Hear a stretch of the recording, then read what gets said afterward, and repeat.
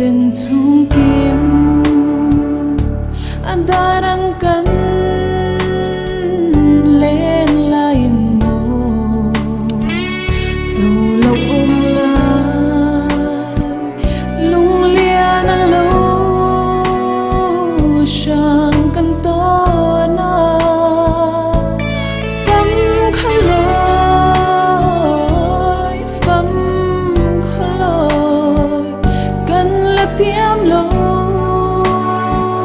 cần ruộng chung mà sẽ đàn ruộng